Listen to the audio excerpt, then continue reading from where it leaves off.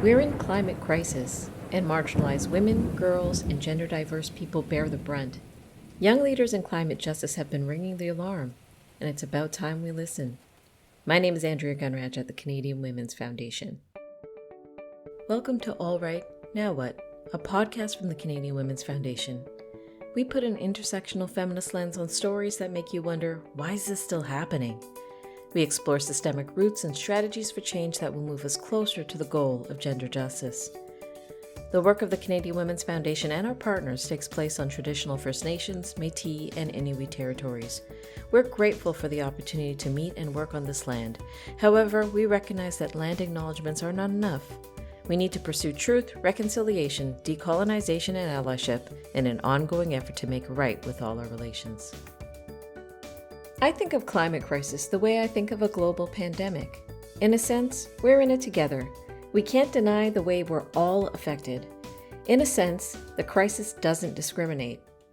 But in another sense, there's no way we can say we're in it equally. Some of us have more resources to deal with the fallout. Some of us are more or less protected from consequences. We're not equally impacted. It's a matter of power. No wonder people say the solution to climate disaster is nothing less than climate justice. Those with less power, less access, less resources feel the impact of climate crisis more. This is where issues of gender justice again become pressing. The most vulnerable women, girls, and two-spirit, trans, and non-binary people experience the worst outcomes in climate crisis, and at the same time, their leadership in the solutions is more important than ever. I'm heartened by the feminist thought leadership of young women and gender diverse people. They've been strong voices for the intertwined goal of climate and gender justice. We really can't have one without the other. I had the chance to talk to Sydney Pigott, a social impact leader and advocate for gender equity, climate action, and social justice on a global scale. She's worked with several youth initiatives on gender and climate justice, including Community Knowledge Exchange's Cohort X. Sydney brings an intersectional feminist lens to all her work, informed by her proud Afro-Caribbean heritage. I do a lot of things. In my day job, I work in social impact, which is awesome because I can bring my heart work to my paid work. But what I'm really passionate about is the intersection of gender equity, social justice, and climate action. I spend a lot of time supporting youth-led movements, community initiatives that use an intersectional approach to tackling climate, race, gender, all of these different things that are very interrelated despite how we've been thinking about them for a really long time. Specifically, when it comes to gender and the climate, I focus mostly on community-based solutions to food security. So I really look at how community members are the best decision makers when it comes to food justice. It turns out the people who are experiencing the worst of the climate crisis are actually the experts when it comes to making really innovative, interesting, and inclusive solutions. I work on that from a research perspective, also from supporting community organizations, and I advocate for more community-based and intersectional approaches to food equity. I do that both here, but also I've done work in East Africa and the Caribbean, which is really exciting. And that work is really national and international projects, which is exciting. I'm also part of Cohort X. Cohort X is actually an initiative of Community Knowledge Exchange and a Canadian Women's Foundation grantee. I get to learn from an incredible community of people who are doing work at the intersection of gender and climate justice across the countries. It's not just me, who's part of the Accountability and Nominations Council with two awesome folks who are also doing amazing work in climate action and gender. But I'm also working with the WISE Council, the team at Community Knowledge Exchange, and most importantly, the members of the cohort. This is actually the second year that the cohort has existed and the second year that I've been a part of it. So I get to learn from incredible climate activists and gender justice activists across the country. We hear a lot of things about gender issues and climate issues, usually individually. Tell us why we need to put them together. It's so great to see that gender and climate justice have been linked more recently, with sustainability and climate change being the theme of the United Nations Commission on the Status of Women this year. That was a huge win for the gender and climate movement. It's clear that there's a global push to consider the two together and the fact that they are linked. Actually, UN Women published earlier this year, ahead of International Women's Day, an explainer that talked about how gender inequality and climate change are interconnected. This week is Africa Climate Change Week. They've been reposting a lot of these types of explainers to help people understand the connections between gender and climate change. There's three things that they really highlighted that has been central to my work and my understanding of climate action and gender equity. The first one is one that I talk about a lot, which is that women, including youth and gender diverse people, are historically and continue to be the people who are responsible for food and water in a lot of communities. This is present all over the world and has been for generations. And that means that the impacts of the climate crisis on things like clean water, sustainable food and water resources, health and healthy food, it disproportionately impacts women and girls globally. And that's why I became interested in how we can create opportunities for women and youth and gender diverse folks to be decision makers when it comes to sharing these food resources, understanding the traditions of food and how we can make sure to distribute food sustainably and equitably. And we see a lot more effective and sustainable food security practices when women and girls are at the center of these decision-making processes. And another thing that the explainer talked about was how climate change impacts safety and health for women and girls.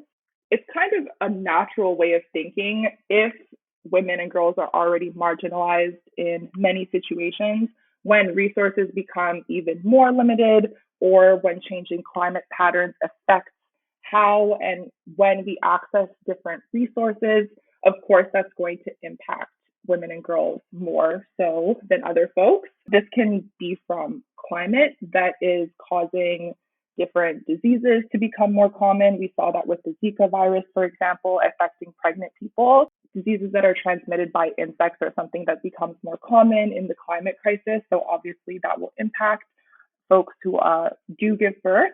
And then there's also conflict. Conflict over resources is a way to potentially impact gender-based violence. As we know, conflict and gender-based violence are very connected. So it was interesting to see UN Women bring that together and talk about it on an international stage. Finally, the most important point is really that the climate crisis is impacting women, girls, and gender diverse folks at the margins. If we don't take an intersectional approach, we're excluding Black and Indigenous women, queer and trans folks, people with disabilities, people living in remote and rural areas who are already experiencing so many inequities, and with the climate crisis are only experiencing them more. And I think that the biggest learning that I've had from this work is that if we don't apply an intersectional and gender inclusive lens to climate action, we're not only making things worse for people who are facing greater inequities, but we're also excluding the experts who bring value to this movement. If women, girls, and gender diverse folks for generations have been experts in climate action before we even called it that, it's really important that we center them in the solutions that we're making today. We're living in times of uncertainty and upheaval. Now more than ever, we need to rally together to create the kind of world we want to live in. And make no mistake, a gender-equal Canada is exactly what we all need. Join the Canadian Women's Foundation for our digital town hall on Thursday, September the 29th at 1:00 p.m. Eastern Time. You'll learn about how your tireless support is building gender justice in every province and territory, and you'll hear real stories of real-life impact. You'll get a chance to ask your questions and share your thoughts on what needs to happen next. ASL, LSQ, and French-English language interpretation will be available. Save your digital spot today at CanadianWomen.org. Why do you think youth leadership is so core to climate and gender justice today? Youth leaders have really come to the forefront when we talk about climate change and gender justice, specifically young women globally who have been the faces of this movement when 20 years ago that definitely wasn't the case. And I think there's an obvious reason for that. Youth will suffer the greatest consequences of the climate crisis. And we know that women, girls, and gender diverse folks will be impacted even more. That's why it's so important to allow youth to lead this movement. We hear a lot about Greta Thunberg and Fridays for the Future, which is an incredible way to get involved in the climate movement. But in Canada, we've also heard about Autumn Peltier, who's an incredible Anishinaabe activist, who's a great example of a young leader who was advocating to protect water resources globally.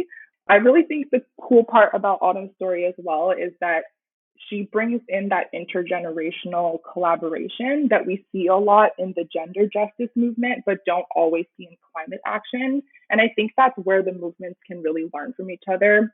With the example of Autumn, she's following in the footsteps of her great aunt, Josephine Mendamin, who many people know as one of the water walkers who was bringing attention to this issue globally 10 years ago. And now her teenage grandniece is continuing and passing on that torch. I think it's really incredible to talk about that example as both youth leadership and intergenerational leadership. Given that it's Africa Climate Week, I wanted to also talk about an incredible young climate activist in Uganda, Vanessa Nakate. People may have heard of her before because she is getting a lot more attention now, but she's a really strong example of how we can talk about climate, gender, and race together. She's actually started a really interesting initiative that I highly encourage people to check out, 1 Million Activist Stories. So she's actually storytelling around these different issues and how they relate around the world with other young activists and sharing on platforms like Twitter, like Instagram, on websites to be able to talk a little bit more about what young people are doing globally. And I think what's really important about that is that she's giving a platform to young climate activists who may be doing something really impactful in their community, but won't get the same attention as some of the larger, better known young activists. There's incredible stories and also really awesome initiatives to support. And of course, being part of Cohort X, I have to shout out that incredible community.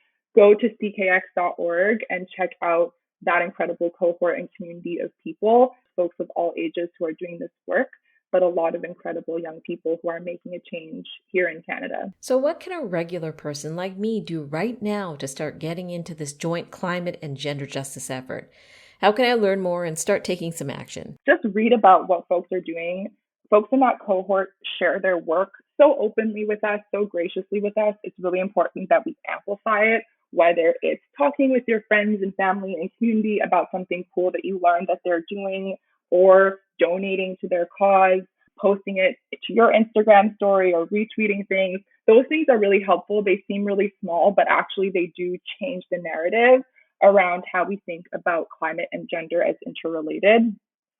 Also, something we can do that a lot of people don't think about is that we can choose with our wallet. And I don't necessarily mean things like spending less or things like that, but actually supporting feminist causes and climate action with a feminist lens.